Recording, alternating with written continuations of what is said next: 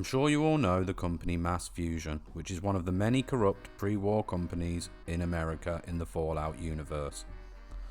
This company was founded on lies, and it really was a case of fake it until you make it, as you'll find out in the rest of this video. So sit back and relax and enjoy the video. If you find yourself liking this at any point, please consider leaving a like, it really does help. Let's get into it.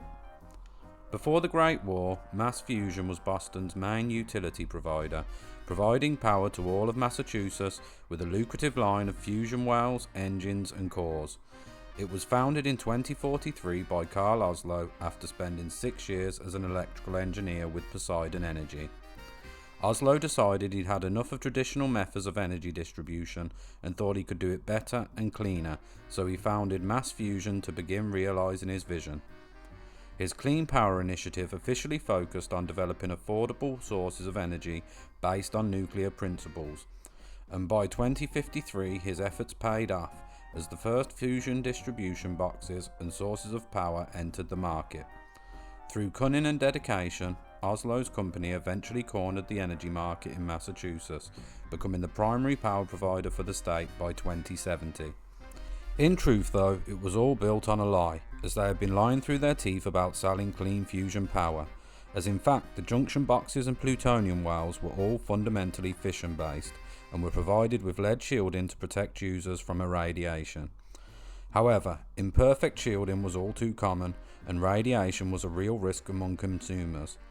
The company of course vehemently denied these accusations.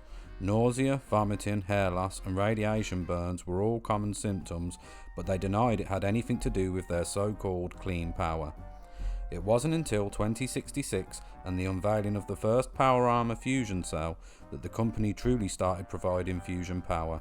But even then, the legacy infrastructure currently in place to supply power was too vast and would be expensive to replace, so instead they carried on with their lies of providing clean energy despite the risk to their customers. Mass Fusion continued to operate containment facilities and dumping grounds in rural Massachusetts, hiding the radioactive waste from prying eyes. However, Mass Fusion and its CEO Carl Oslo were on the verge of making a breakthrough. His Clean Power Initiative would finally create the first sustainable clean fusion reactor.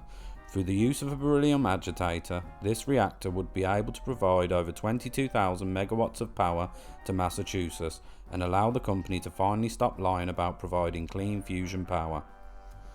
The brainchild of Carl Oslo and Noel Chandrick, the project was accelerated following Oslo's contract with the military requesting a power source beyond anything made before. Chandrick complained to Carl Oslo about accelerating the project schedule as he felt it would be unsafe, and he believed that Oslo was making decisions he may not have made before getting the military contract. Oslo ignored Chandrick's protest and the project was accelerated. Thanks to Kathy Hathaway's work on graphene shielding, the installation of the beryllium agitator was made possible and the switch was thrown to power it up on July 30th, 2077. By August 29th, the reaction was confirmed to be stable and Mass Fusion would finally be able to provide clean power. Unfortunately for Chandrick, who had helped to develop it, he was fired a week later with a non-compete agreement and forbidden from entering the building ever again. Unfortunately though, the public would not really benefit from all this clean energy, as 2 months later the bombs were dropped, and the world as they knew it changed forever. I hope you enjoyed this video. If you did, consider leaving a like, subscribe for more videos like this, and have a great day.